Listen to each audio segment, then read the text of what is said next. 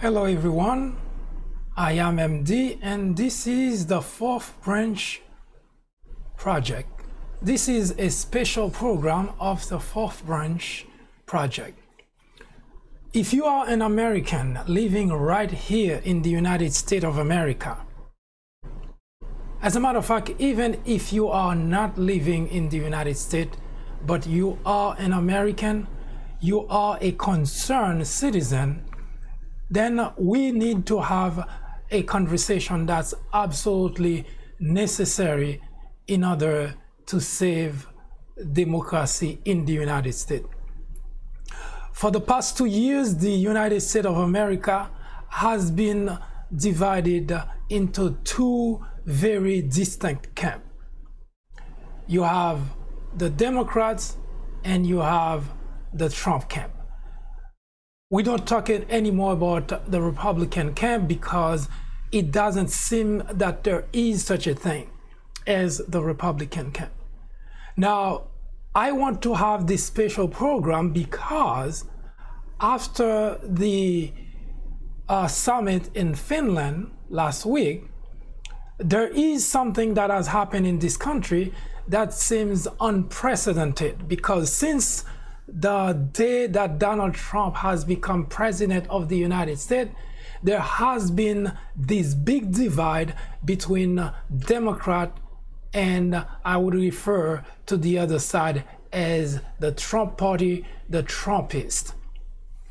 The reason this big divide has been, it's because Democrats, of course, although that they're not alone, in this predicament, but they have always believed that the presidency of Trump is the worst thing that has happened to the country since its existence. The Trump camp, however, always believe that Democrats know nothing that they about what they're saying. In fact, as far as the Trump camp is concerned, this is the best thing that has happened to America since Trump has been elected president of the United States.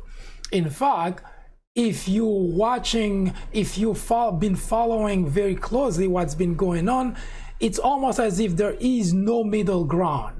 There is no middle ground at all, as to as in the past, where usually you would have a little bit of compromise between Democrat and Republican.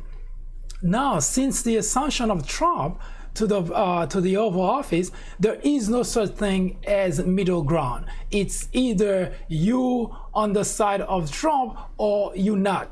And personally, my own experience, actually having the privilege of talking to people of different ideology, of people who believe differently in terms of whether they believe what Democrats are saying or they believe what Republicans stand for, and now what Trump camp stand for. I had the privilege of talking to those different people, and I have come to the conclusion that there is no way that there's gonna be any kind of compromise between those two sides. Now, in all fairness, I have to admit that the reason is because as far as the Trump camp is concerned, unless Democrats decide to come to their side, then Democrats are in the wrong, so there is not going to be any compromise. So the idea of doing something that would a compromise that would meet both parties halfway, that's not going to happen. Now, in all fairness, in the past, despite the strong ideology of Republican, some of the time you see that they're willing to compromise and come halfway, and sometimes that they even give the lead to Democrats in an instance or two. It's not something that happened all the time. It's not something that happened frequently, but it did happen. Now the divide has been so stark, it's almost impossible to imagine that at any point in time that there is going to be a moment, there is going to be a debate, there is going to be anything at all that we can say, finally, there is something between the Democrats and the Trump camp that they have finally agreed on. The question is, can the country run that way? The answer is absolutely not, because the reason that the country, or the reason that the framers of the Constitution made things the way that they did by dividing the government into three separate branches is to force compromise. The executive branch has to compromise with the legislative branch, and of course the judiciary branch, which is the Supreme Court, they're not there to compromise with either party. It's a story, it's another topic that we will debate at some point in the fourth branch project. But today we will concentrate on the main two branches of government that pretty much on a daily basis, on a regular basis, those two branches affect our lives pretty regularly. So the framers of the Constitution set it in such a way so that the executive branch compromise with the legislative branch so that things can get done. But without having to lecture you on what's been going on for the past few decades, that has not been the case in real life. In fact, the executive branch pretty much almost single-handedly does things without even having to run it by the legislative branch, and the legislative branch tend to push back, especially if if the administration and the executive branch is different from the from the group in the legislative body that actually has the majority, most often than not, there will not be any kind of compromise. So it's always been a tussle. It's always been a push and pull type of predicament between the legislative branch and the executive branch. So that has made it almost impossible for the country to advance, for the country to go forward. Ironically, something happened. Something that nobody really, there is no way in the world, if anybody were to come to you and tell you that at some point during the Trump administration that there will be a time where all parties will come together, you would probably think this person is nuts. You would probably think this person is delusional. This person has been drinking, because there is no way in the world that anybody can fathom the idea that there would be any topic, any policy, or anything at all that there would be some kind of compromise, some kind of agreement between those parties. And remember, I mentioned earlier that there is the Democrat camp and there is the Trump camp. The Republican camp pretty much doesn't seem to exist at all, because it seems that one or two things happen. You have those who used to belong to the Republican camp either morph into the Trump camp, and well, at least most of them morph into the Trump camp, and the rest of them just fall on the wayside, and the rest of them simply take a step back and just watching what's going on. In fact, it's pretty ironic, because it seems almost as if that particular group, which is a much smaller group, that particular group has become what you would consider independent, because they tend to side with the Democrat on certain issue, and they tend to side with the Trump camp on other issues. But in terms of supporting either side, they kind of take a step back and just watching it almost as a spectator show, like they watching Democrat arguing with the Trump camp. Now, something happened last week that changes the whole dynamic of things. Actually, I shouldn't say changes the whole dynamic, because it only changes one aspect of the whole discussion about almost the impossibility of having some kind of agreement between Democrat and the Trump camp, or even the Republican that on the sideline. Now, what happened exactly? Well, something drastic happened. Now, even if you were to be living under a rock, you would know that last week there was a summit in Finland between Donald Trump and Vladimir Putin.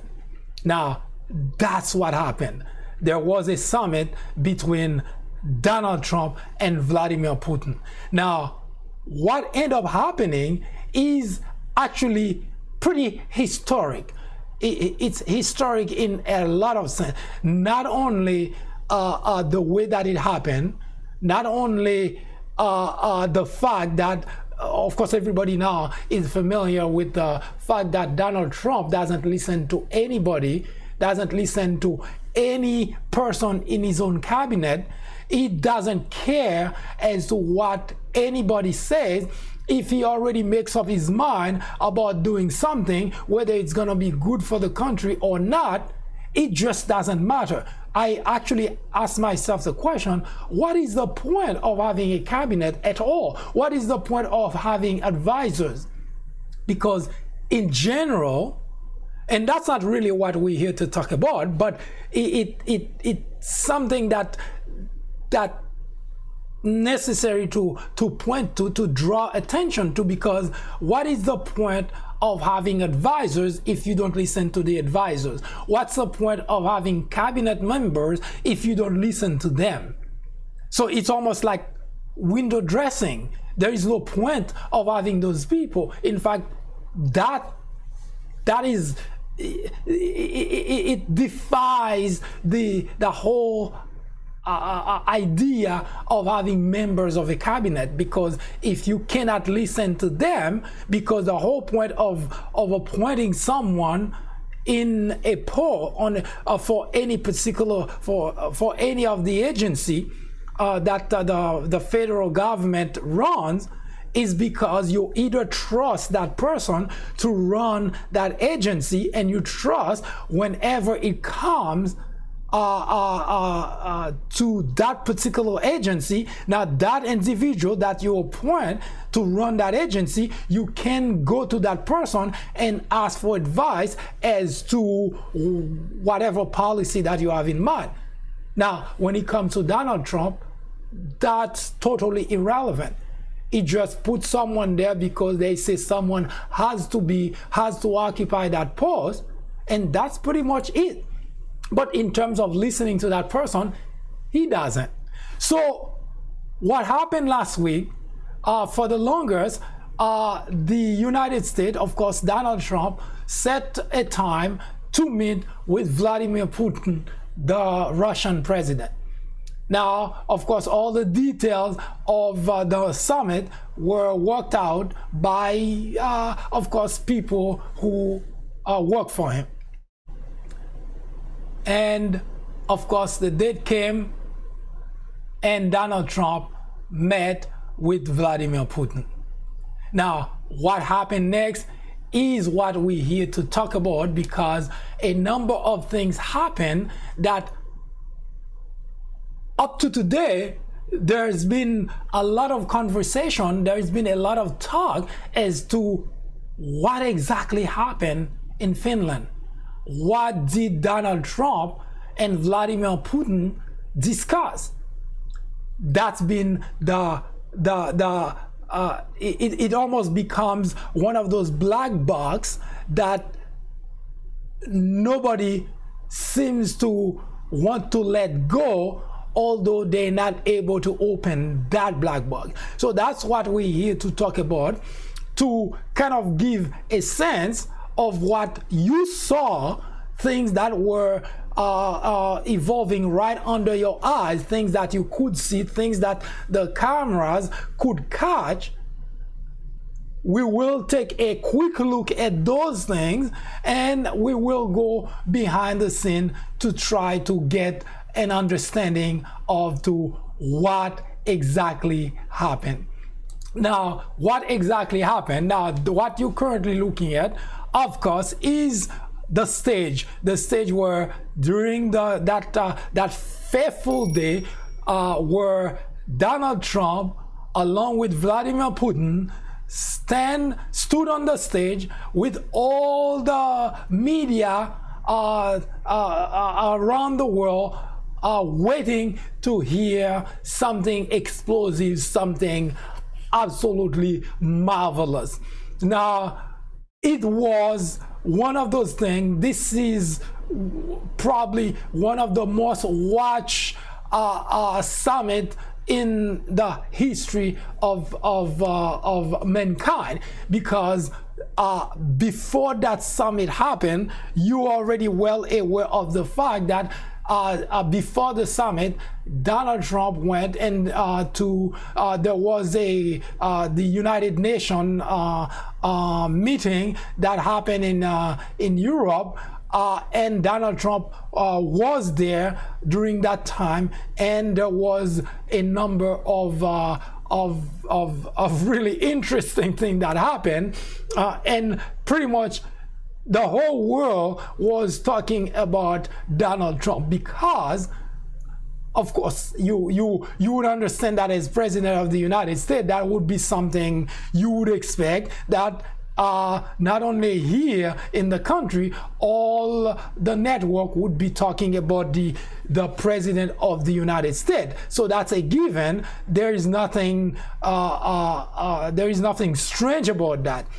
But the reason that Donald Trump was being talked about so much, not only here in the United States, but across the world, is because of what really was going on with Donald Trump's presence. Now, before he even got there, before even attending the UN meeting, there was already a lot of uproar because of the fact that he has been on a tear, talking so badly about member of the UN. He's been talking about. He's been pretty much. I remember when Obama was president of the United States. During his first 6 months in office, Fox had this little skit that they put together to show that Obama was on a tour, making apologies for the country for all the bad things that previous administration has done to the world.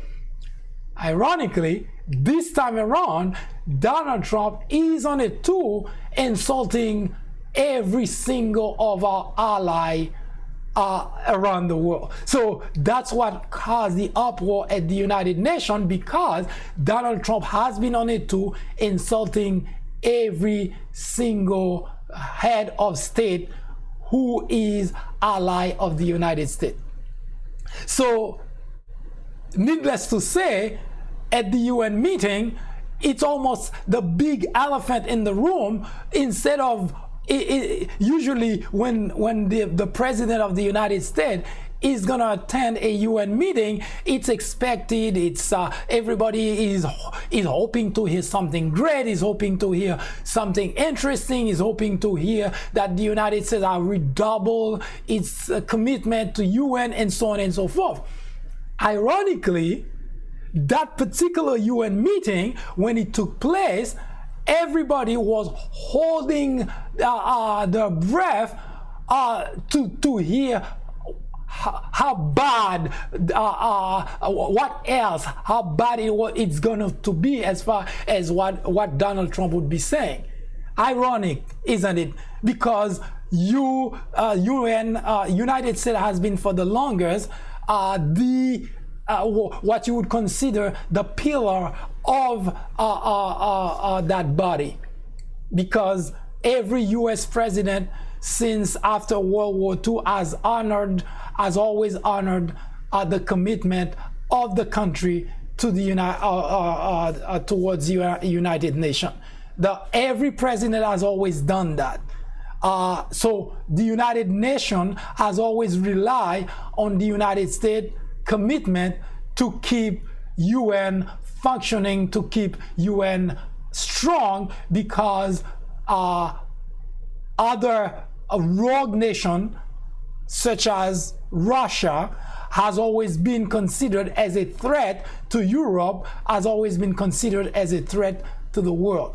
So now, because Donald Trump has been going on a tear insulting members of the UN, so his very presence at the meeting in Europe was more of a concern as to what else was he going to say that's gonna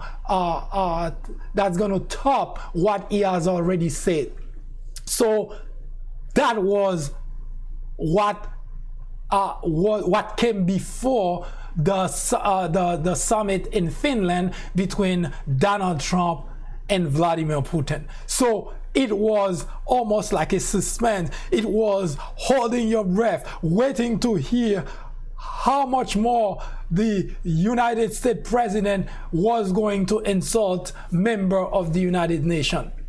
And sure enough, he didn't disappoint. So he went at the first breakfast meeting. He went on a rampage and blaming Germany the Chancellor Angela Merkel blaming Germany. He went on a rampage accusing members of the United Nations. My goodness, the world was watching how a US president, instead of being an ally, has become almost an enemy of the United Nations. In fact, before the very meeting with Vladimir Putin, Mr. Trump has called the European nations a foe of the United States. So the meeting with Vladimir Putin, ironically, was watched with a lot of interest, is because while Mr. Trump was on a tour insulting United States allies, at the same time he was talking very fondly of Vladimir Putin. So it's kind of almost a 180 degrees turning of the table, from President of the United States supporting the United Nations and keeping Russia at bay, to now a president of the United States blaming nation allies of the United States and now embracing Russia, embracing Vladimir Putin. So needless to say that the whole world was watching with a lot of interest.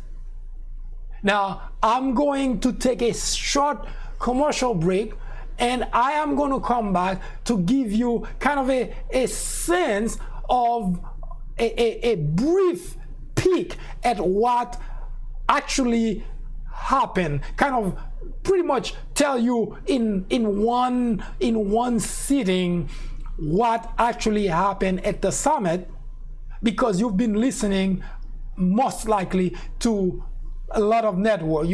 If you listen to Fox, they have their own little twist and they present it to you as if that's the best thing that has happened since sliced bread.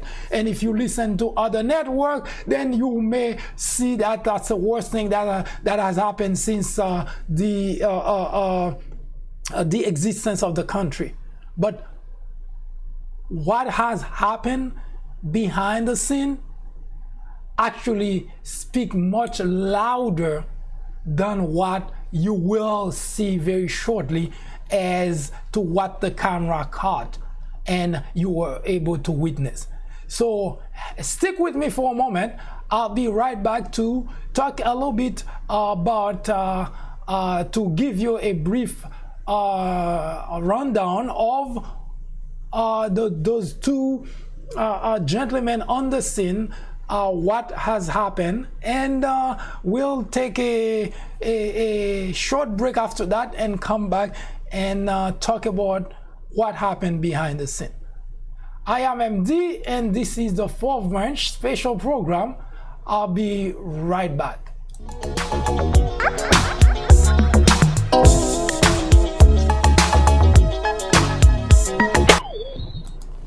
I'm telling you, Michael Jordan himself was right here in my McDonald's. I fixed him the very first McJordan special. Right, Bill. I did. I took a quarter pound of pure beef, smoked bacon, cheese, and some of my favorite barbecue sauce, and I named it the McJordan special.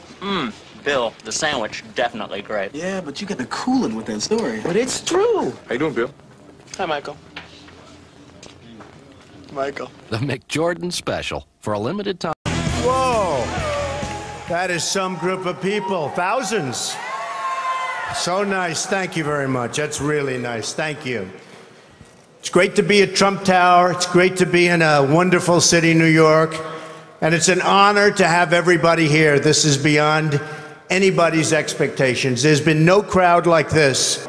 We used to have victories, but we don't have them. When was the last time anybody saw us beating, let's say, China in a trade deal? They kill us. I beat China all the time. Donald Trump has transformed America in ways no one could ever anticipate. One can only guess where the country will be at the end of his presidency. We have, however, captured the journey to the Oval Office in the book entitled Defiant for America. They said he didn't have the guts to run for public office. He proved them wrong. They said his presidential bid would not last a few weeks. He proved them wrong. They said he could not become the nominee. He proved them wrong. Get a copy of this book and follow Donald Trump in his journey to make America great again. Found at Amazon, Barnes & Noble, everywhere online. Get your own copy today.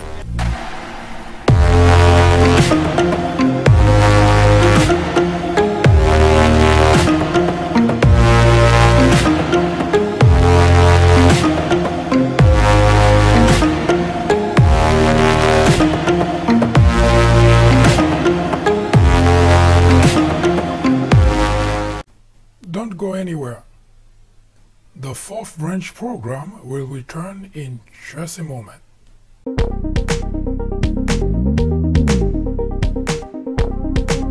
Join me here on the Fourth Branch at 10:30 a.m. and 6:30 p.m. every Saturday.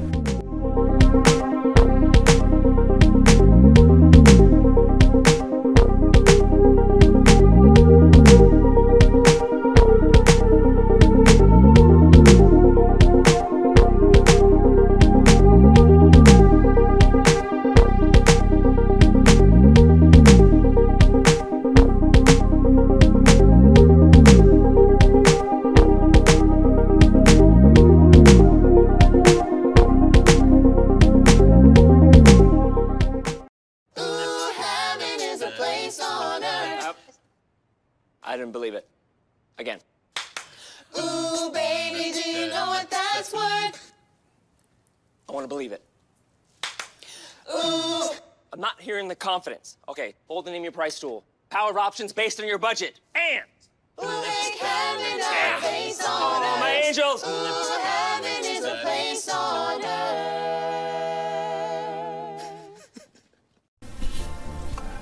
In 1996, a small network by the name of Fox News was launched with just 17 million viewers.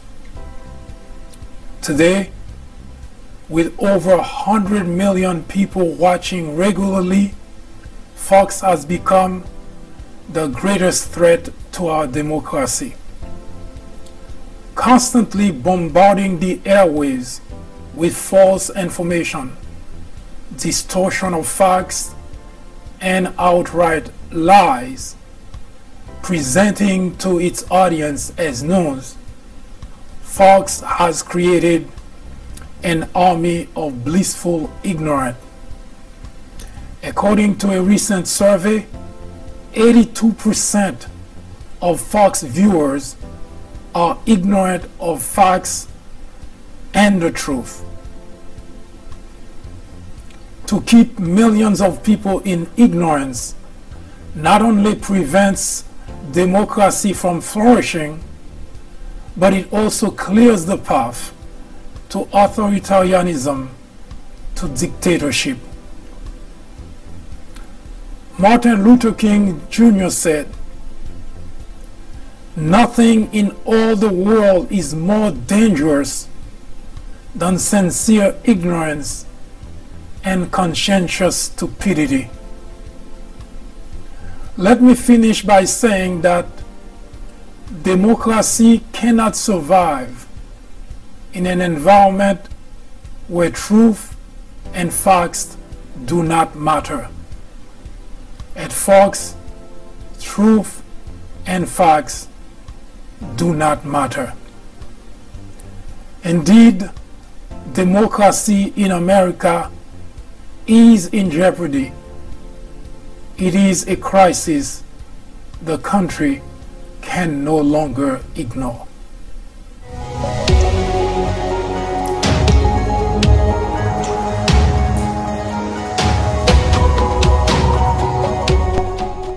What happened behind the scene in Finland during the summit between Donald Trump and Vladimir Putin? What exactly happened? Now, I must tell you that while the whole world waited, it's almost impossible to fathom the idea that the two major superpower head of state inside a room were the only people who are allowed inside that room were translators. The only two people were translators for the two head of state were allowed in that room. Nobody else. Now, of course, everybody is always very curious because we want to know what they were talking about. But during that time, regardless which country you live in, the only thing you see is a room with a bunch of journalists sitting in the room, huddling, writing, texting, talking to their network, and everybody was there waiting patiently for the two head of state to emerge and make a statement. And the only window that they have, the only window the world would have to whatever that they talked about, the only window that would be available to the world is what those two men decided to say during a short press conference. So the whole world was there watching, waiting patiently, impatiently in some instances, but ironically nobody would have any idea what was talked about unless either or both of those two men decided to walk out of that meeting and say, we talk about this, we talk about that, but hold for a moment, because as I promised, I am going to give you a short window to the discussion. I'm not going to play any part of the presentation because it's very long. I'm not going to play that. I'm just going to play one clip, a probably 1 or 2 minute clip of the first question that was asked to address to Donald Trump and how he answered that question. Now, I want you to pay close attention because remember I mentioned we're going to be taking a look behind the scene to find out exactly what happened. Yes, I know everybody think that nobody knows what happened behind the scene, what happened before those two powerful men emerged on the podium to say their piece. Nobody knew what they discussed.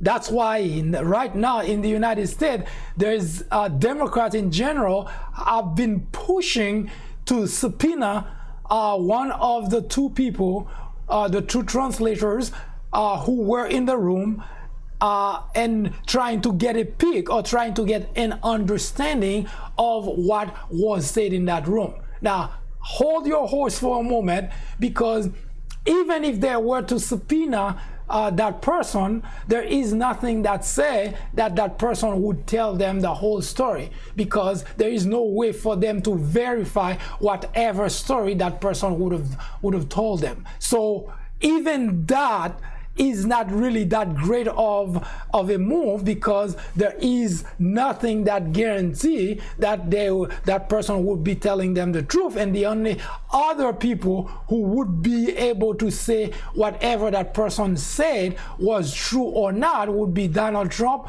or Vladimir Putin. So, and neither one of them may come and say anything about what the meeting was about. So subpoena someone who may choose to tell you the truth or not tell you the truth. It's tantalizing, of course. Everybody would like to know, everybody is curious to know what was talked about. But we have an idea, we get a sense of what was going on behind the scene, and besides, we have a few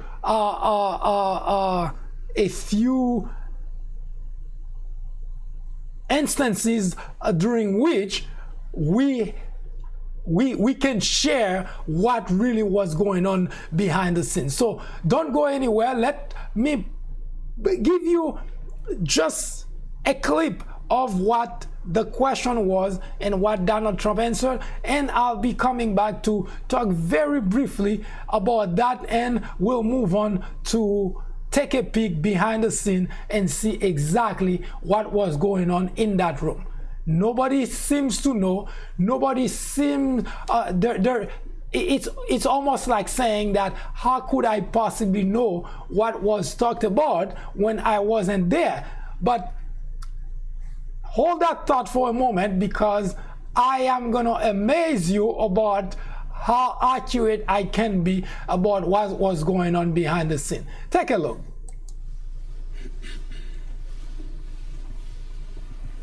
Thank you. Mr. President, you tweeted this morning that it's U.S. foolishness, stupidity, and the Mueller probe that is responsible for the decline in U.S. relations with Russia.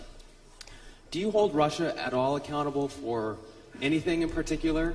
And if so, what would you consider them that they are responsible for? Yes, I do. I hold both countries responsible. I think that the United States has been foolish. I think we've all been foolish. We should have had this dialogue a long time ago, a long time, frankly, before I got to office. And I think we're all to blame. I think that the United States now has stepped forward along with Russia, and we're getting together, and we have a chance to do some great things, whether it's nuclear proliferation in terms of stopping. We have to do it. Ultimately, that's probably the most important thing that we can be working on. But I do feel that we have both made some mistakes. I think that the probe is a disaster for our country. I think it's kept us apart. It's kept us separated. There was no collusion at all. Everybody knows it. People are being brought out to the fore. So far that I know, virtually none of it related to the campaign, and they're going to have to try really hard to find somebody that did relate to the campaign. That was a clean campaign.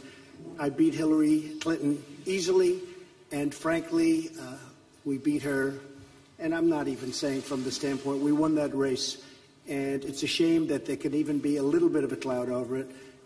People know that, people understand it, but the main thing, and we discussed this also, is zero collusion. And it has had a negative impact upon the relationship of the two largest nuclear powers in the world. We have 90% of nuclear power between the two countries. It's ridiculous. It's ridiculous what's going on with the probe. So what happened behind the scene? Now, you just heard the President of the United States giving you an answer to a question that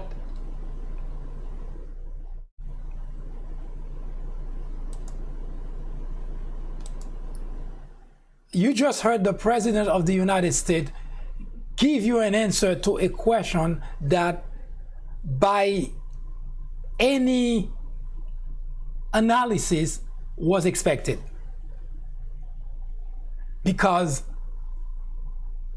before he went to that meeting, not only right here in the United States, but across the world, you had a lot of interest, a lot of chatting.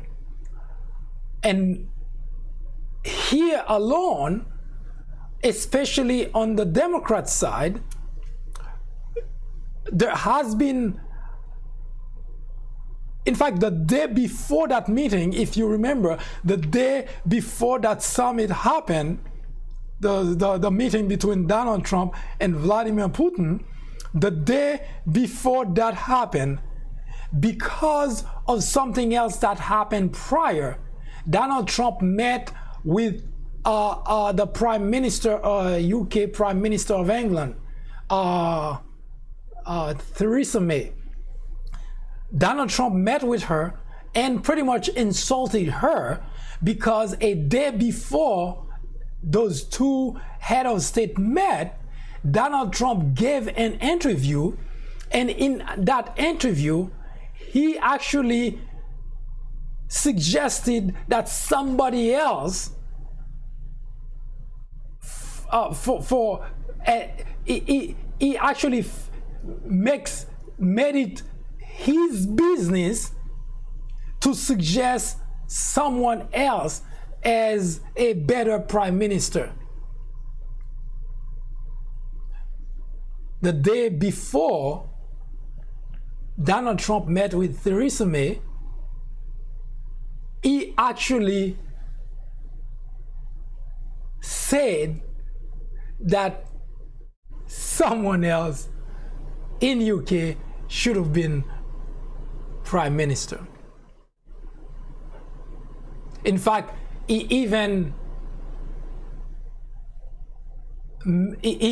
said that the current prime minister wasn't doing that great of a job.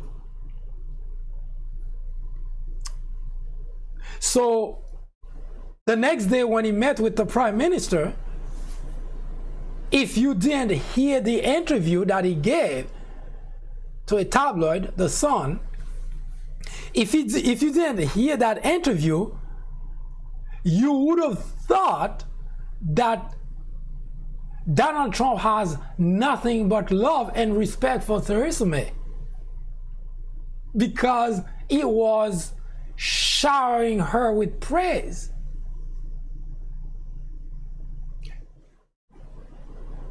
Now, we're not here to debate, to discuss to do the psychoanalysis of those two versions of Donald Trump, but we point that out for the simple reason that after that, to kind of give you a sense that after that performance, first at the United Nations and in UK, and I might as well add that even meeting with the Queen was a disaster because the Queen had to wait a few minutes before Donald Trump showed up. So after all those things happened, now he was on his way to meet with Vladimir Putin. So every single Democrat in the United States suggested that Donald Trump cancel the summit with Vladimir Putin. Every single one of them.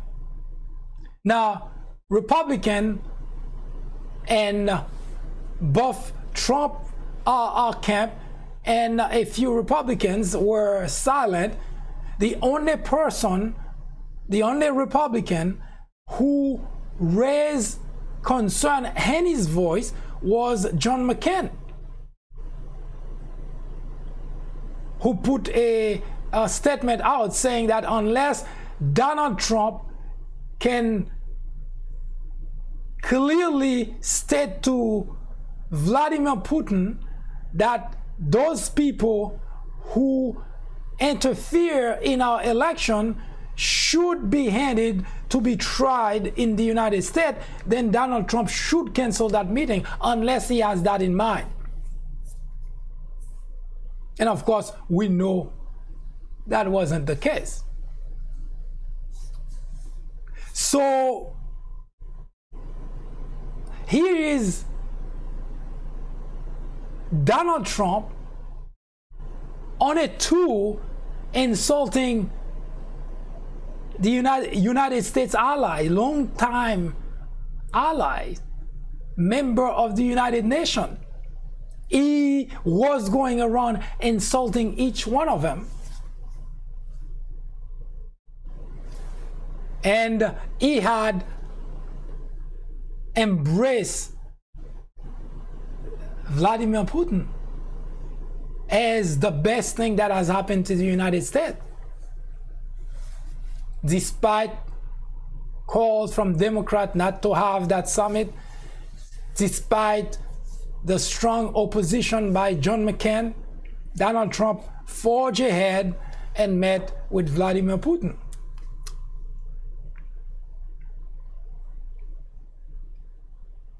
Now, my own point of view is the same that the Trump administration has been proposing, that it is indeed way better to have conversation with everybody in the world than to be going around waging war. It's an idea that I particularly share. But not going around insulting our allies in the process. Because what you would be doing by adopting this kind of behavior is throwing one group away for another group. That does not even make any sense.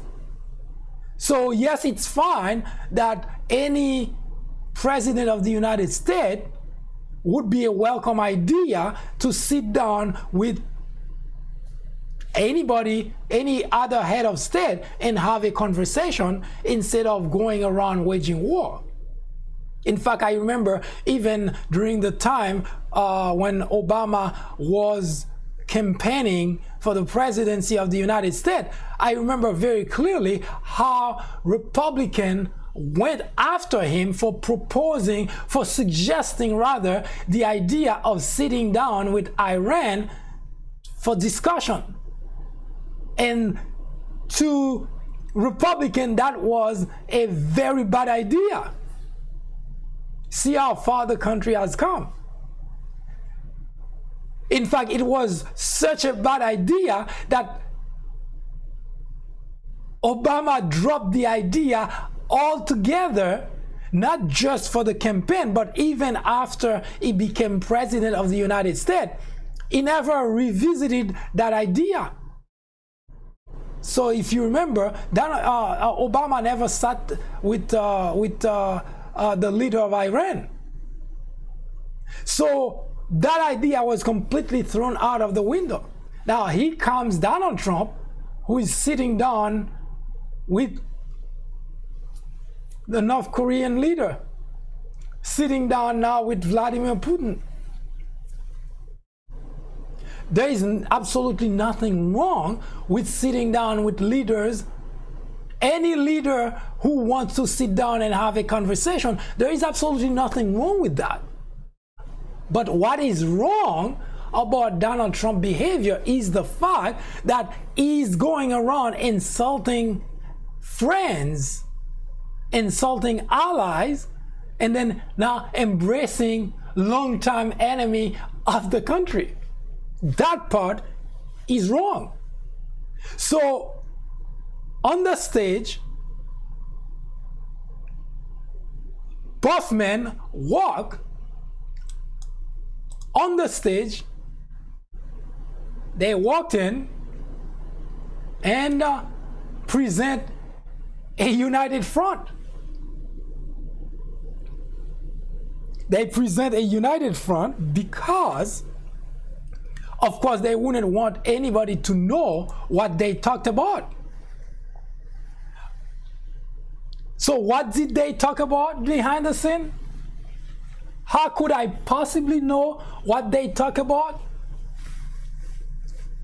Well, there are a couple of ways we can make some some very intelligent deduction, come to a very intelligent conclusion as to what they talked about.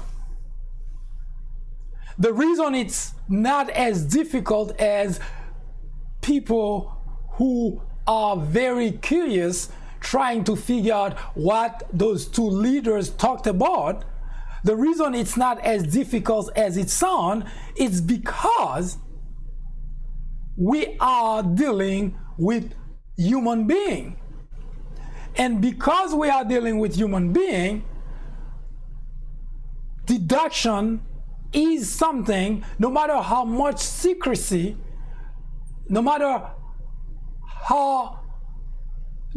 even if they were never even if neither one of those two leaders, even if the translators never utter a single word out as to what was talked about behind closed door in that meeting between those two leaders, I am about to give you a peek into what they talked about, and I can tell you with a high degree of certainty that what I'm about to tell you is absolutely correct. Now, yes, I would not be able to prove it, because obviously if I could prove it, then the whole world would be able to prove it as well. But I'm going to tease you with something that I have been doing at least for the past 3 years. I have been writing about outcome of issues and political events, and thus far I have been pretty much on the ball. I don't want to say 100% accurate, but so far I have been pretty accurate. In fact, what we are talking about today, about collaboration between Donald Trump camp and Russia, things that were in the realm of conspiracy, I talk about those things with a high degree of detail that you would have thought that I knew those things all along. I've been writing about that on the website called the peoplebranch.org. If you go to peoplebranch.org and you've been reading about my articles about even during the general election, even during the primary election in 2016, everything that I wrote about came to be true. In fact, I even surprised myself. I talked about those things to a certain accuracy that it's mind-boggling. During the primary election, I predicted with a very high degree of certainty who is going to drop out of the race when, who is next and when, and who will not make it, and so on, and both Democrat and Republican.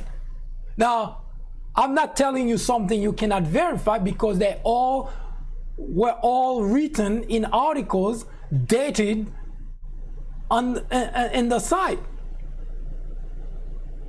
I predicted Hillary Clinton 1 year before Hillary Clinton. I predicted Donald Trump 6 months before Donald Trump. I predicted every single aspect of what was going on before they went on. So I can say that I am very good at reading clues in order to bring some conclusion that would be as accurate as it would be. It can be. Now, what's going on with the Mueller investigation? Now, you would think that I was behind the scene watching what was going on in Trump camp, because I described with a high level of detail and accuracy as to what happened in the Russia collusion before a special counsel was even appointed. And today, reading back what I wrote, I surprised myself as to how I came to those conclusions with such accuracy. So when I tell you that I can go behind the scene, now give me a break, because I may be wrong in a couple of occasions, but I can give you with a certain degree of accuracy as to what those two leaders talked about in that room alone, outside the view of the world. What did they talk about? Well, don't go anywhere. I will be coming back shortly after a short commercial break. I will be coming back to give you a sense as to what exactly happened behind the scene with Donald Trump and Vladimir Putin. You don't want to go away, because it is juicy, it is mind-boggling, and it will make your hair curl. So don't go anywhere. We will be right back to talk about what Donald Trump and Vladimir Putin talk about behind the scene. You are on the Fourth Branch program, the first project created exclusively for people with common sense and a spirit of patriotism. I am MD. I'll be right back. Wayfair, you've got just what I need. Everything from my home, you got it for me. I never see selection quite like this. Every color and size in my mind. They got every single thing on my list. And with 70% off, who knows what I'll find? Wayfair, you've got just what I need. Everything from my home, you got it for me. Wayfair, and the shipping was free. Now my home's the home I want. From all of us at Wayfair, find what you need today. Ignorance, they say, is the biggest threat to any democracy. Indeed, it is. Plato, a Greek philosopher born in 427 BC, said that ignorance is the root and stem of all evil. Today, members in the Republican Party wear ignorance as a badge of honor, while the rest of the country watch powerless the destruction of a country which was once the envy of the world. The media is the enemy of the country, said Donald Trump. The Democrat legislators are obstructionists for not going along with everything the president wants. The Department of Justice is biased for investigating corruption in the Trump administration. This is the United States of America. Any question? One answer is located on the People Branch website, link of which is provided below.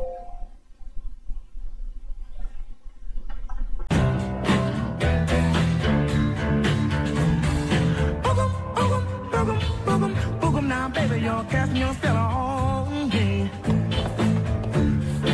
I say, now, baby, you're casting your spell on me.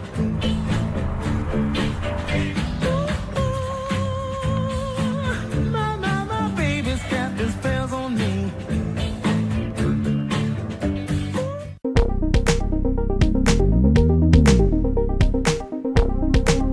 Join me here on the Fourth Branch at 10:30 a.m. and 6:30 p.m. every Saturday.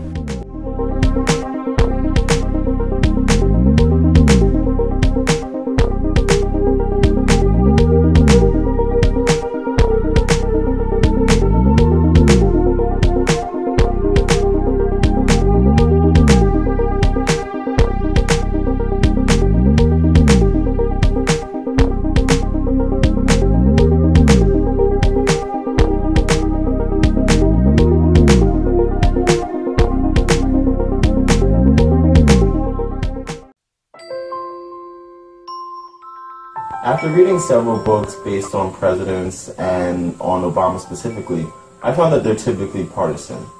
The Obama legacy targets the heart of the issue by giving credit to the president where it's due, but definitely coming down hard on Obama on his bigger failures, like his handling of the Syrian crisis.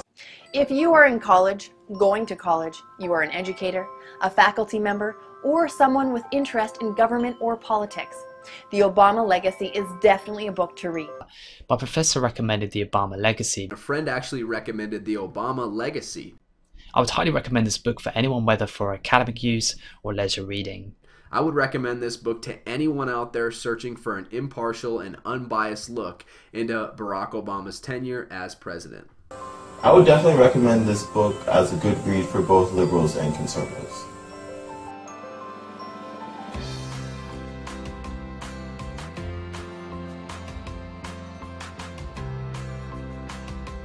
Mom, Dad, hi. I had a very minor fender bender tonight in an unreasonably narrow fast food drive-thru lane.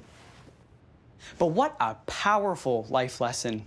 And don't worry, I have everything handled. I already spoke to our Allstate agent, and I know that we have accident forgiveness, which is so smart on your guys' part. Like the fact that they'll just forgive you. 4 weeks without the car. Okay, yep, good night. With accident forgiveness, your rates won't go up just because of an accident. Switching to Allstate is worth it.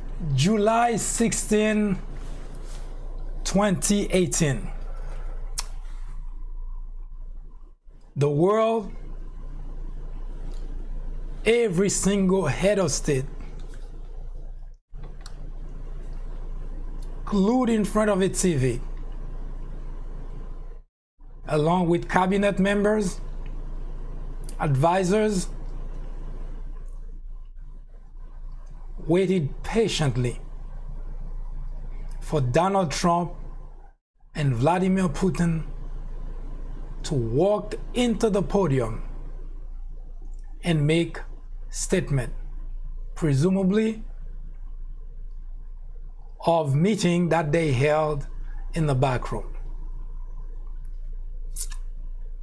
Away from camera, away from everybody. Vladimir Putin didn't have any advisor, any member of his cabinet. Donald Trump did not have any advisor, any member of his cabinet. Now, before I take you behind the scene, remember I mentioned this is the first time that you have member of the Democrat Party, I should say the Democrat Party, coming to agreement with the Republican and the Trump camp. This is the first time the meeting in Finland between Vladimir Putin and Donald Trump. That was the first time that by some cataclysmic event that has happened. And why it has happened? It's because Donald Trump's performance in front of a camera, Donald Trump's performance was terrible, horrible. Remember, I did mention earlier that it is perfectly okay for the President of the United States to meet with other head of state and try to work out some method of agreement, collaboration if necessary, instead of going around waging war. That would be fantastic. But as I mentioned earlier, not only Donald Trump went in a rampage insulting our friends, insulting our allies, but he went out of his way to embrace the few head of state in the world who were considered enemy of the United States, who were considered well, unfriendly to the United States. But what makes this particular summit so what makes this particular summit so important in terms of why did it catch people attention is because not only that Trump was going bashing our allies, bashing our friends, but he also was showing a lot of love for our enemy. But this particular enemy was absolutely outrageous because while we can, for instance, talk about North Korea being a rogue state, being a regime that kill people, that murder people, but Russia is different in the sense that there is an ongoing investigation that point fingers directly at Russia, not just Russian hackers, but agent of the government involved in undermining our democratic system. So that particular meeting was being watched not just by United States citizens, not just by friends and allies, but was also being watched by unfriendly neighbors and unfriendly head of states.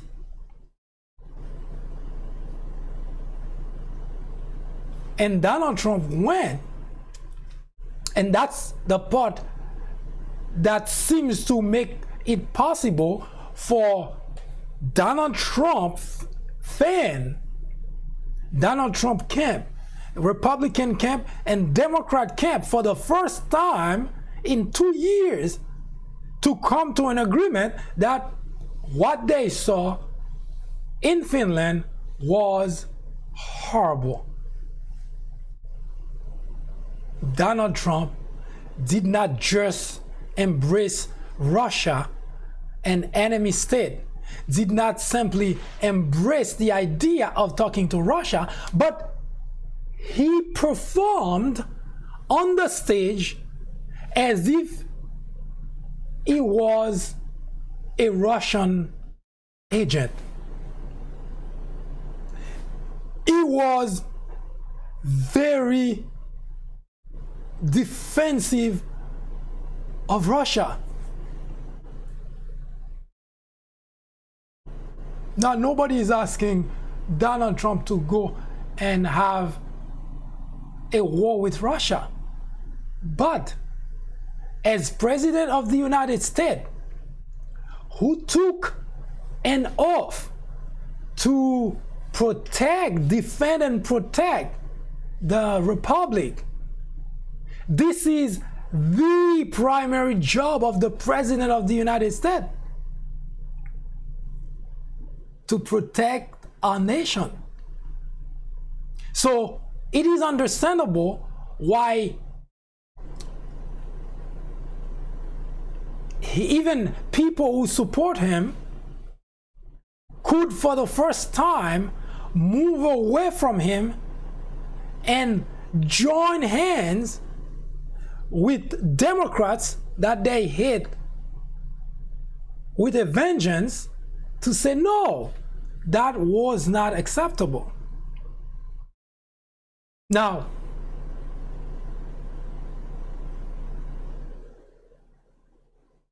we all take that as basis for discussion, basis to say Donald Trump is definitely not worth being president. Of course, Donald Trump fans didn't go that far.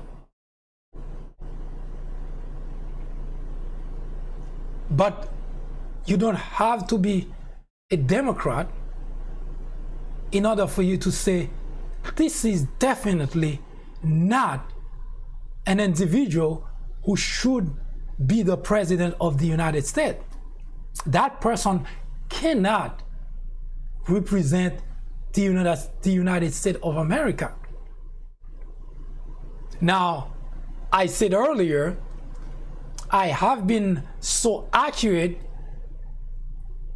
describing events that have not come to pass that you would think that I can see the future. And maybe I can.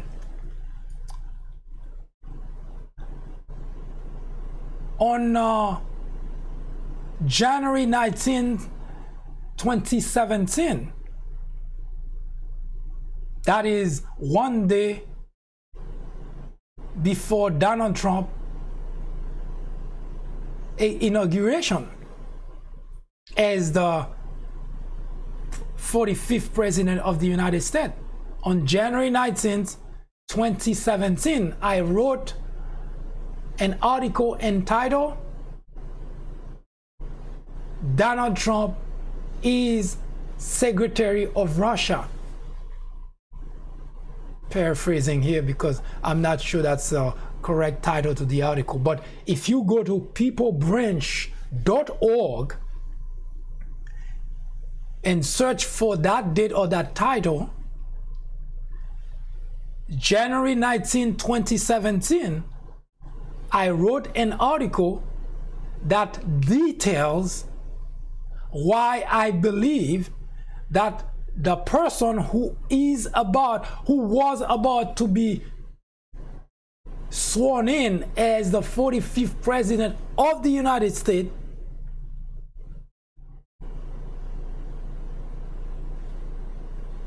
is a Russian agent.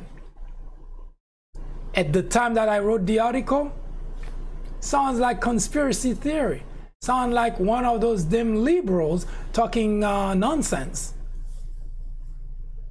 Does it sound that way to you today? Of course not.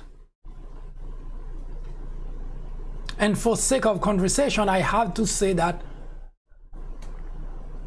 I try as much as humanly possible not to engage in conspiracy theory, because I do research on particular topic, on particular individual before I write about a particular topic. And when I say that, for most of the time, I am really very highly accurate in the things that I write, and they there as proof. They are dated. So it's not something that I'm just telling you for the sake of telling you now.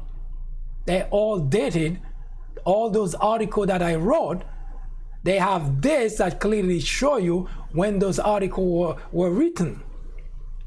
So on January 19, 2017, I wrote in an article and went through detail to explain that Donald Trump now gonna be sworn in as the 45th president of the United States, but at the same time, he is a Russian agent. Yes, at that time, it sounded like conspiracy theory, but today, it sounds like this is exactly what it is.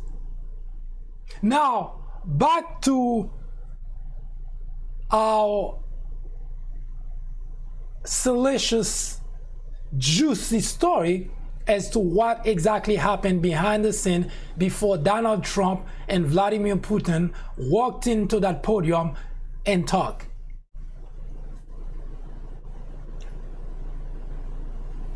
just recently, actually yesterday, I wrote another article where I not only I pasted excerpts of the article that I wrote on January 19, but I also talk about this interesting merge between the role of U.S. presidency, of U.S. president, and the role of Secretary of Russia. So it's a very interesting article. It has some humor in it. I strongly suggest you take a look at it. The first part is quite interesting. The second part is where I pasted the excerpt from the previous article. Now,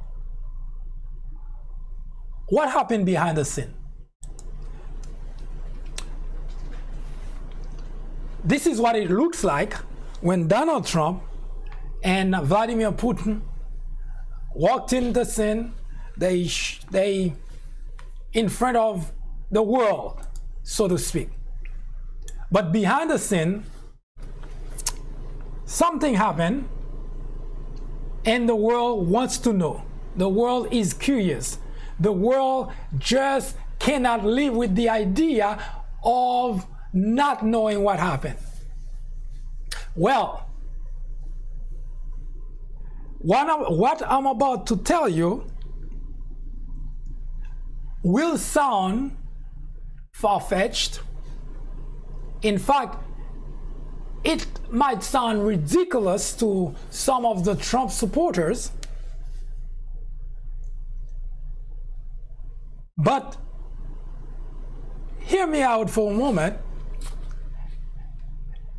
and we can let time decide how right I was or not.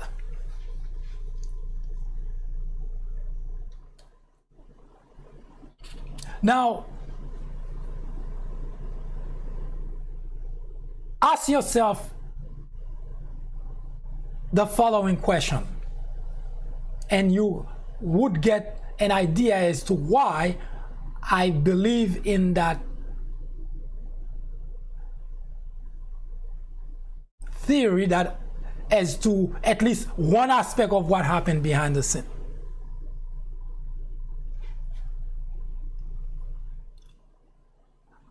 What would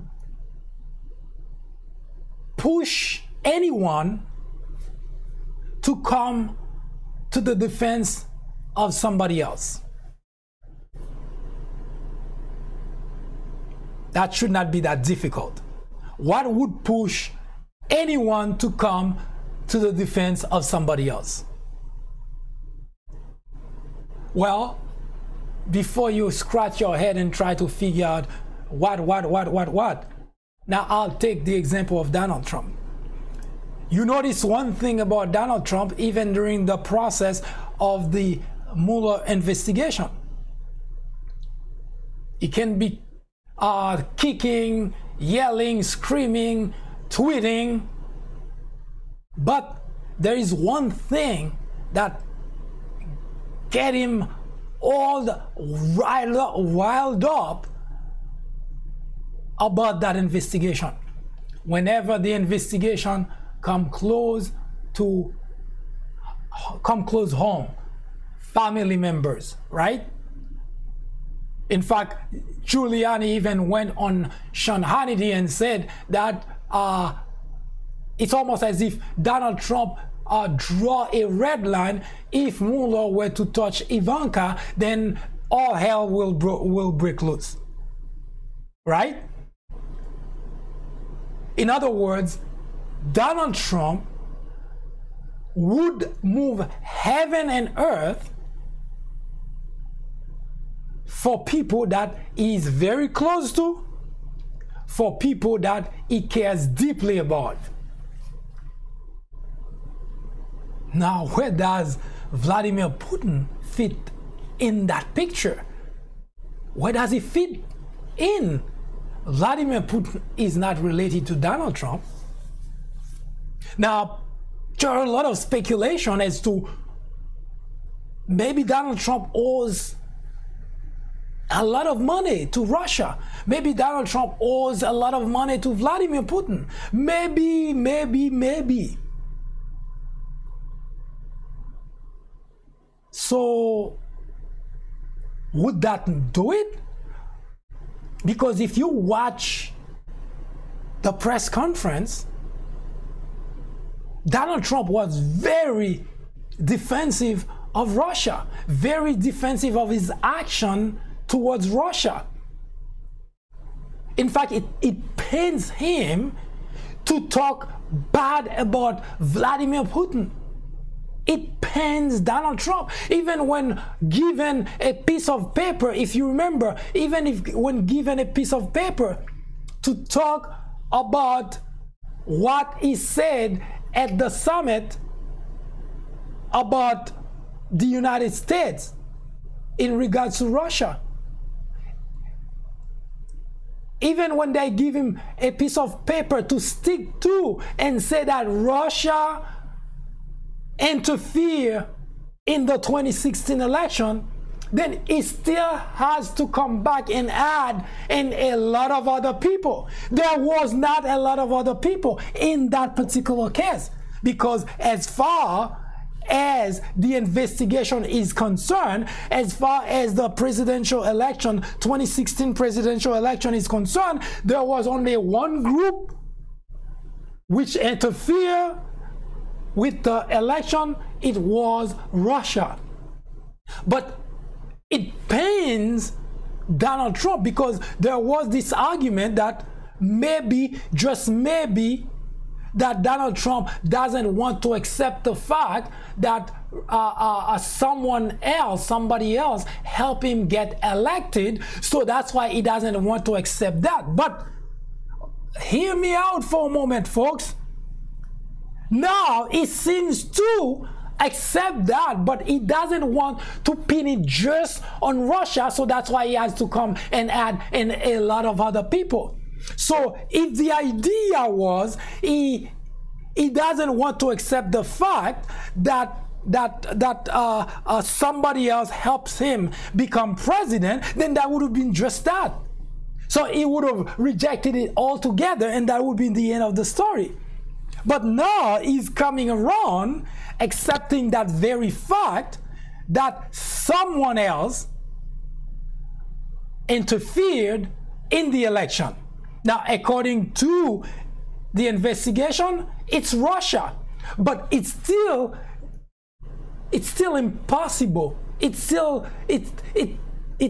pains Donald Trump to accept that very fact that Russia was behind it. So even during the time that he was giving that clarification, he had to add in a lot of other people. So we can rule out the theory, we can rule out this theory that Donald Trump doesn't want to accept that Russia meddled in the election, because that takes away the fact that he won outright. We can rule that out because now he has come around and accept that very fact that Russia was behind it, but and a lot of other people. It pains him to say that it's just Russia. Now let's go back to our previous premise. Why would Donald Trump want to defend Vladimir Putin so much? It cannot be just because he owes money. It cannot be just because he owes Vladimir Putin money. Donald Trump has owed a lot of people money. In fact, as of date, the person that was so close to him, so dear to him, someone that he trusted with his inner secrets, deep secret, dirty secret, Michael Cohen, now he has turned against Michael Cohen. He's not even trying anymore to protect Michael Cohen. He's not even trying that hard.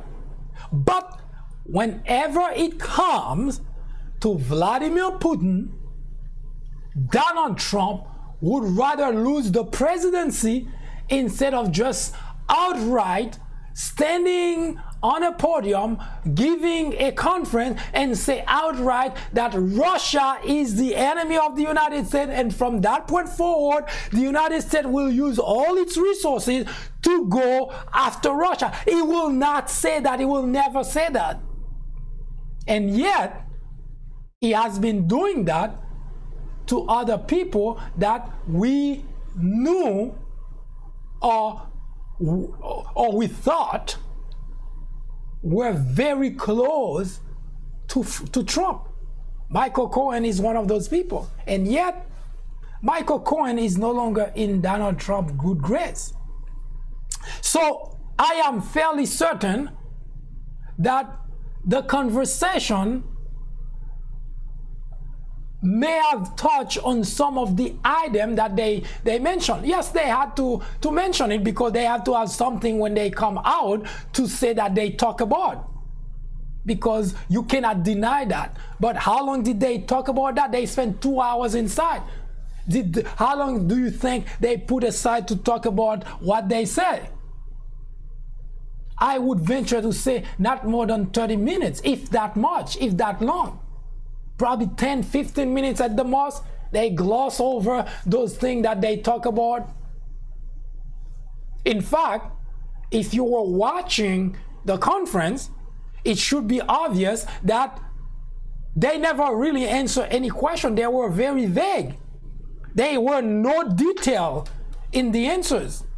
So if two heads of state were to sit down and hash out those topics that they say they talk about, and yet they come out in front of the world, they provided not a single detail of what they talked about.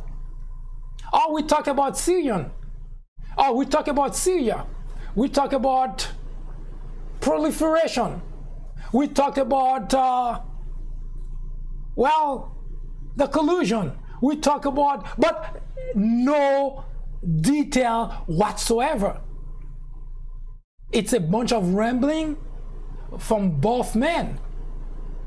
So I would put not more than 10, 15 minutes that they talk about that. Because they have, and my suspicion is, they probably talk about that at the very end of the meeting. Close enough to the time they're about to walk out, because that has to be fresh on their mind.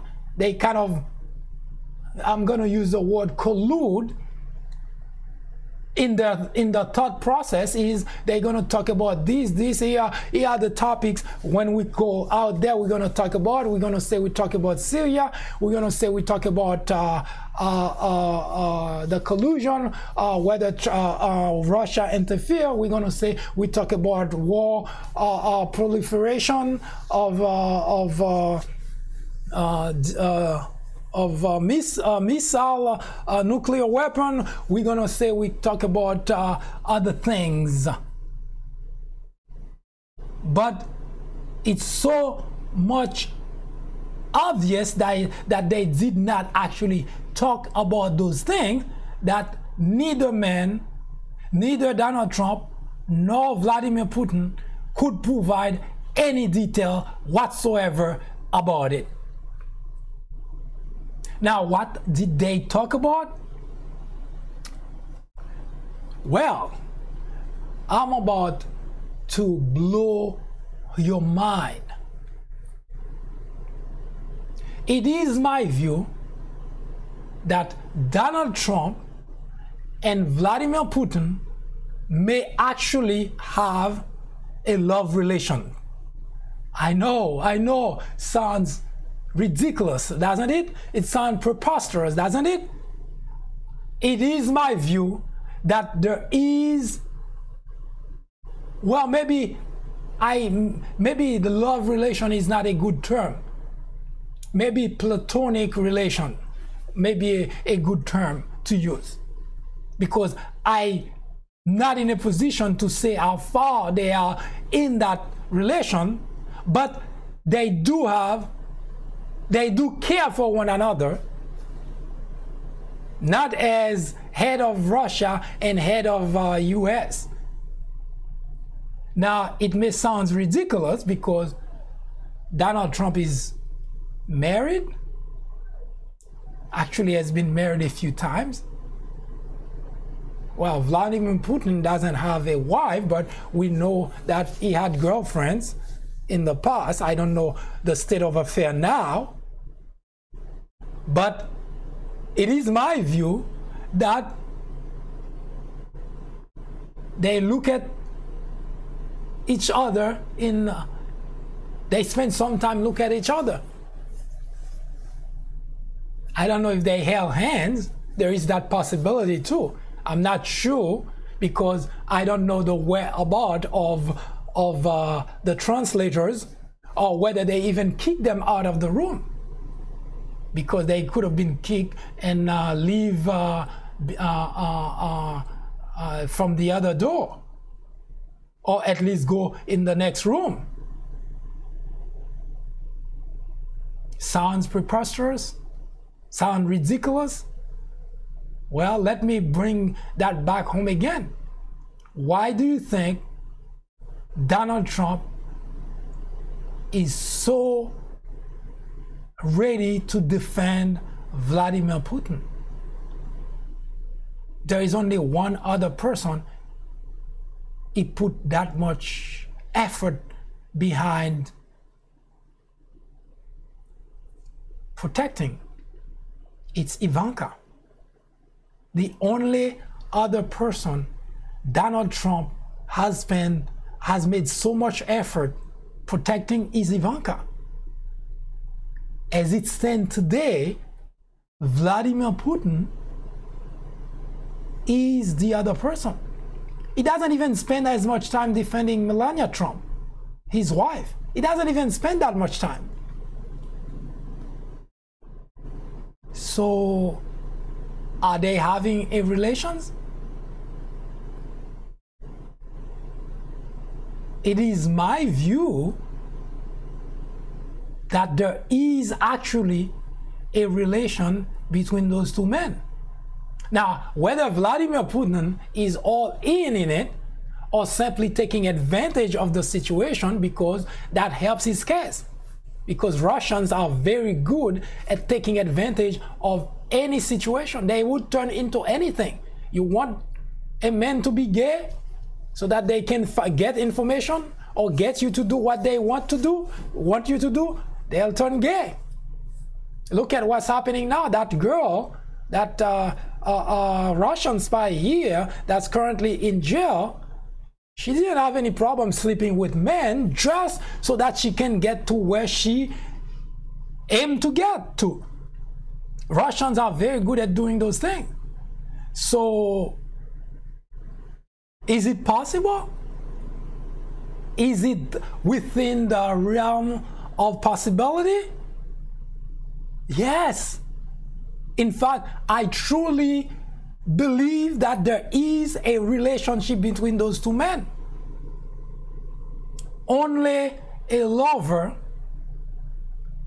would defend somebody else with that much effort. There got to be that kind of love.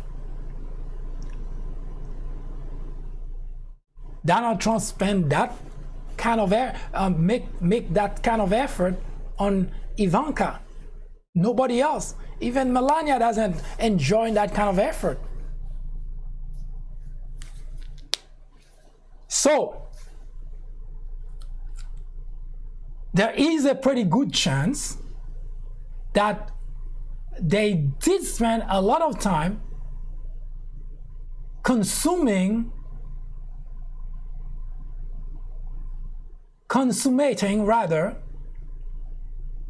their relationship while the world awaits. Now, wouldn't that be a bombshell to find out that At some point, those two translators were asked to go to the next room, to leave the room. I know it sounds salacious, doesn't it? But it is my view that that much time could not possibly be spent by the two leaders. It's not a meeting that happened on a whim. It's a meeting that was planned. Whether Donald Trump was prepared or not is totally irrelevant. But if that meeting were to produce some sort of outcome, then Vladimir Putin would walk away with that outcome, and certainly it did. Now, what did Vladimir Putin want out of Donald Trump? He has gotten.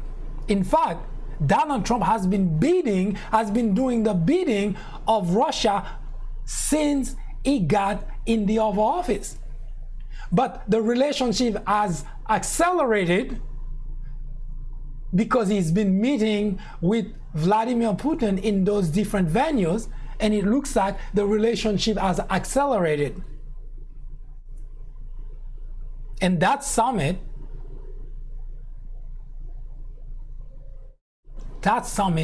allows those two men to consummate that relationship.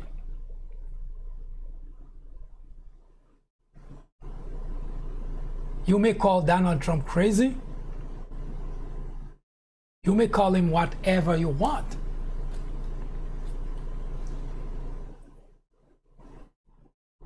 But even the crazy person follows a certain logic. Sounds crazy, doesn't it? There is logic in the crazy. There is some logic.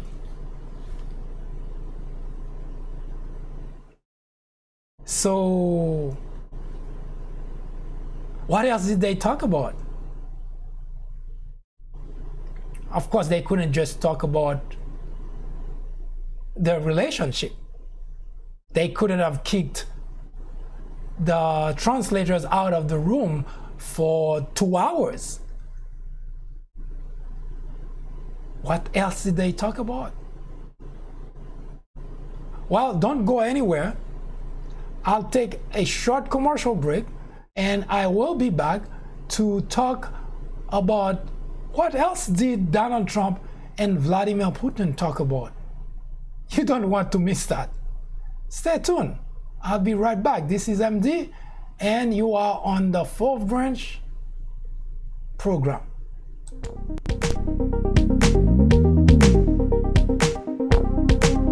Join me here on the Fourth Branch at 10:30 a.m. and 6:30 p.m. every Saturday.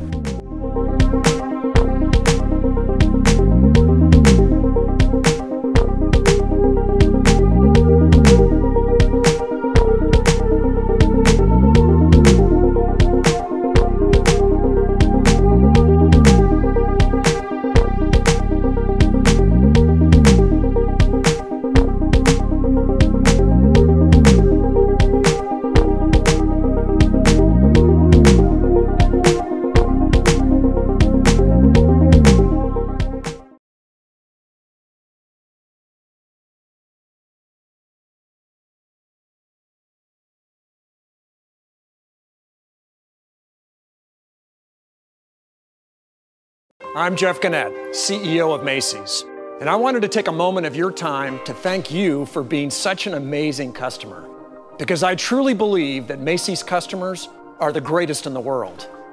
Recently, you said you wanted a simpler rewards program.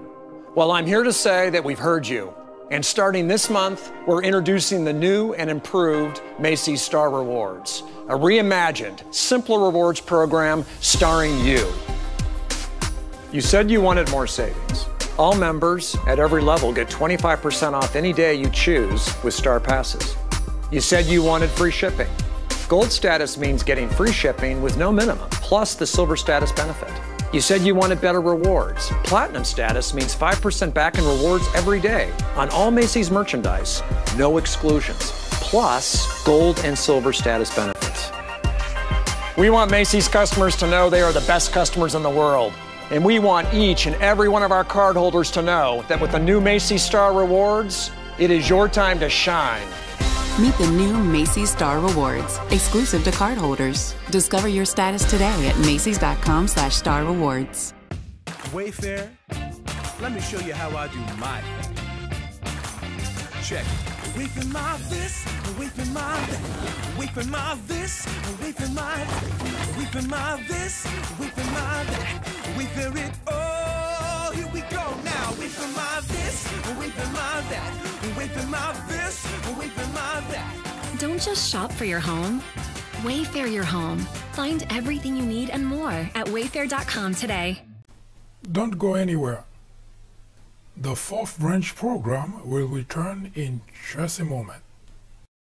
When we were dating, we used to get excited about things like concert tickets or a new snowboard. But that all changed when we bought a house. Voila! Matt started turning into his dad.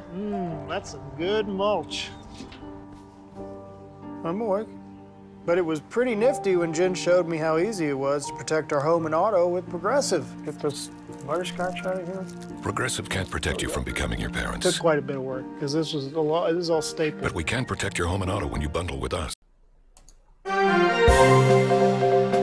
Hello everyone, I am MD and this is the Fourth Branch Project, the first and only program which is dedicated exclusively to those with common sense, a spirit of patriotism, and a determination for a more perfect union. The Fourth Branch Project seeks to emphasize country over party.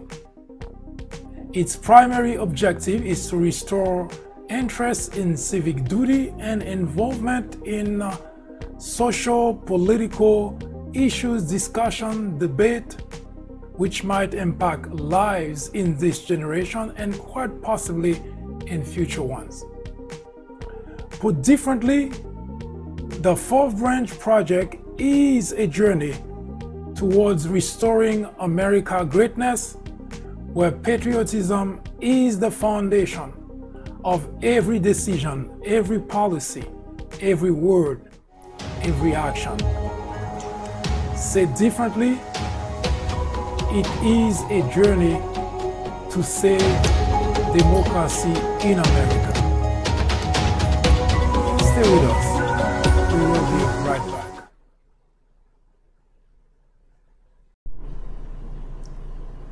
What else did Donald Trump and Vladimir Putin talk about behind the scene? Just a quick note. This project is, we have a program every Saturday at 10:30 a.m. and 6:30 p.m. Every Saturday at 10:30 a.m. and 6:30 p.m. Those are the regular time that we have this project on the air. Beyond that, we have from time to time special program that we tend to have when something comes up. We are working to see if there is a possibility we can have this program on a more regular basis instead of on a weekly basis. I think I may have mentioned that I also have the website where I post article on a regular basis that has social political flavor and we try to debate different aspect of the social political environment and hopefully reach the appropriate group that can implement changes and policies. Now, I also would like to point out a few things about the Fourth Branch program. The Fourth Branch program actually was conceived a little bit more than 3 years ago. it's not, it doesn't have, it's not affiliated with a particular ideology. In fact, we have Republican views, we have Democrat view. But we do understand that depending on where you fit in your political affiliation, there are some programs that you would not like because it doesn't fit your ideology, it doesn't fit your view. And of course, there are some programs you would like, and vice versa. So, which means if you're Democrat and we're talking about something that Democrat like, then of course you would like it. If you're Republican, we're talking about something Republican like, then you would like it. Otherwise, you're not going to. And needless to point out that since we've been talking about a very specific topic, which is, by the way, just invite you to watch this coming Saturday. It's debating similarities between Donald Trump and Adolf Hitler. So, as I said, when we're talking about something that if you're a Donald Trump fan, if you're a Donald Trump supporter, you do not like, so you would think, oh, it's not good, it's those damn liberal. And of course, if you're a Democrat and we're debating a topic that you don't like, you'll feel the same way. But the bottom line, the Fourth Branch Project, is the focus of the Fourth Branch Project. Our ultimate goal is to achieve a more perfect union. That is our ultimate goal. So in order to get there, in order to get to that goal, we have to remove the obstacles. And there are two major obstacles that prevent this country, the United States of America, from achieving a more perfect union. One is ignorance. Ignorance plays a major part in the prevention of achieving a more perfect union. And the other part is disinterest. So ignorance and disinterest, they may be related, because we may be able to show you that the reason that sometimes people show not much interest in something is because of ignorance. For instance, for a number of years, they tell you that the number of people who go to the voting booth, to the poll to vote, in comparison to the population, is disheartening, because you would expect in a democracy where your voice matters, then everybody would want to go to the poll to make his or her voice heard. But for some odd reason here in the United States, that's not happening. In Australia, for instance, if you are eligible to vote, you ought to vote. You must vote. You cannot not vote. There is a penalty for not voting. It's something that I personally would embrace here in the United States, for people to be penalized for not voting, because when you do not vote, you actually hamper democracy. You contribute to destroy democracy when you do not vote. In countries where people cannot vote, people die so that they can vote. People prefer to give their lives in order to implement, to introduce democracy in the country. In fact, ironically, the United States of America have spent trillions of dollars in our soldiers' lives to go and liberate other people so that they can vote. That is kind of ironic, isn't it? We're spending trillions of dollars waging war, and we're spending our soldiers' lives to go to free other countries so that their people can vote.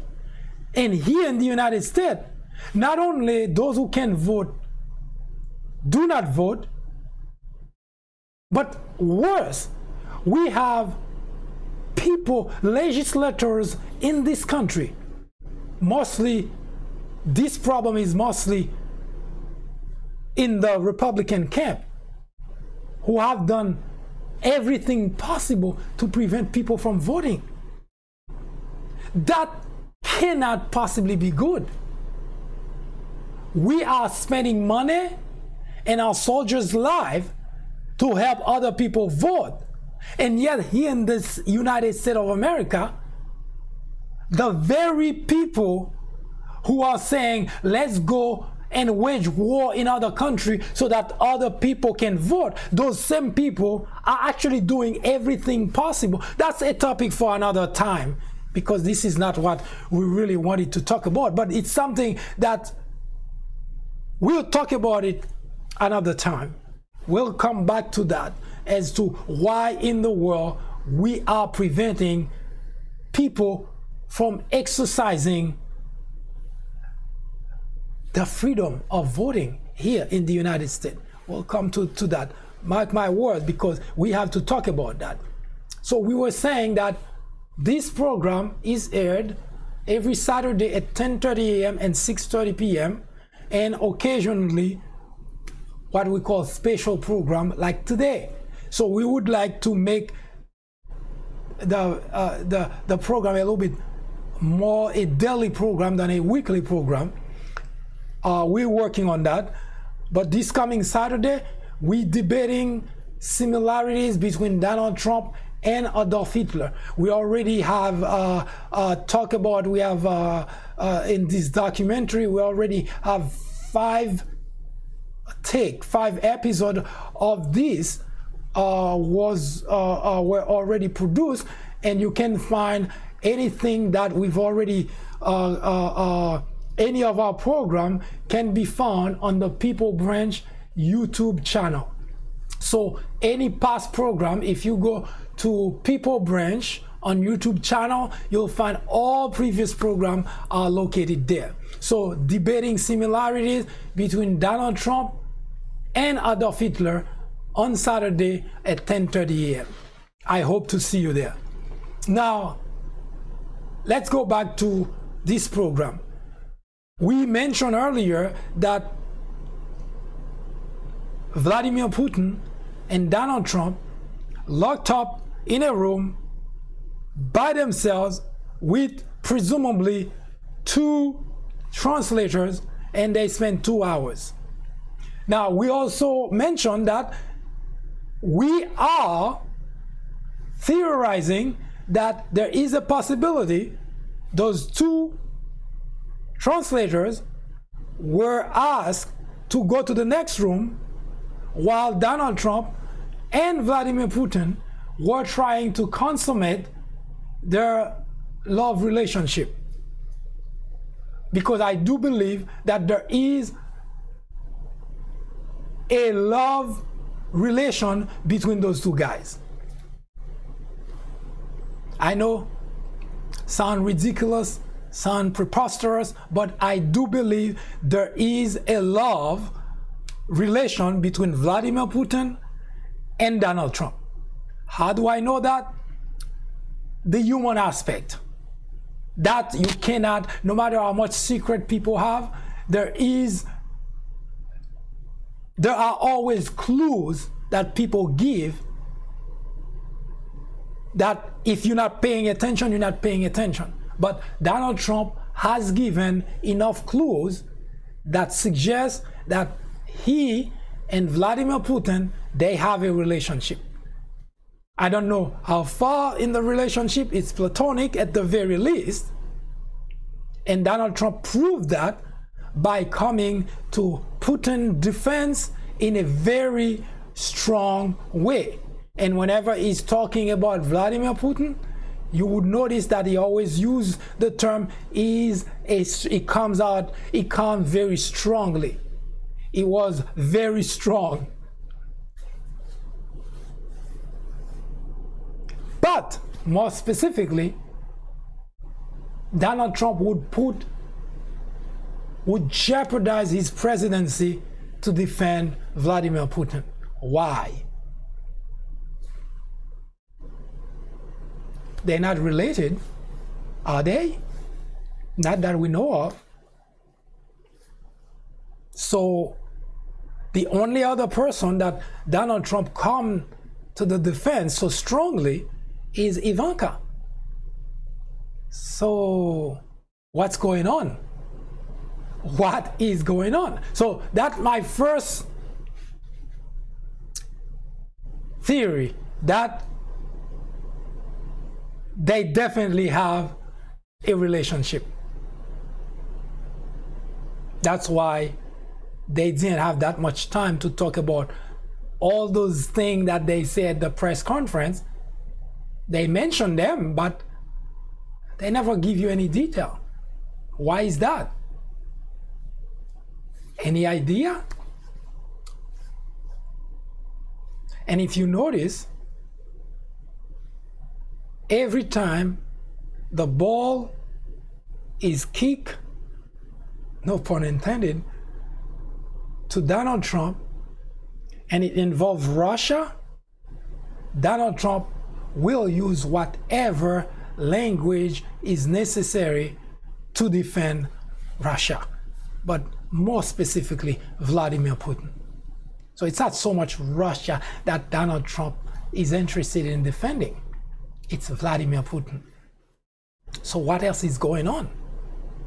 Well, I hope you are able to come this Saturday and watch the debate, the similarities between Donald Trump and Adolf Hitler, because prior to that program, I promise that I will tell you what else was going on between Donald Trump and Vladimir Putin in the back room while the world was waiting and watching. I do thank you for spending the time with me and watching, and I promise you that this program is here not just to talk about those kind of things, but to come to an understanding as to why talk about that at the end, what benefit comes out of it, because that's the whole point of the Fourth Branch project. The Fourth Branch project ultimate objective is to achieve a more perfect union. So when we talk about anything, it's not for the sake of talking, because you can go to any other network and find they talking about those same thing, maybe in a different angle, but nevertheless they just talk about it. They bring people here and there that talk about the same thing, give different point of view and so on. But here on the Fourth Branch, we talk about any topic with one objective in mind: to achieve a more perfect union. So we're talking about what went on in the back room between Donald Trump and Vladimir Putin, and the reason, see me on Saturday at 10:30 a.m. and then we'll talk about the other aspect of why they spend so much time in the back room and what else did they do. Thank you for watching. I am MD and this is the Fourth Branch Project. See you on Saturday.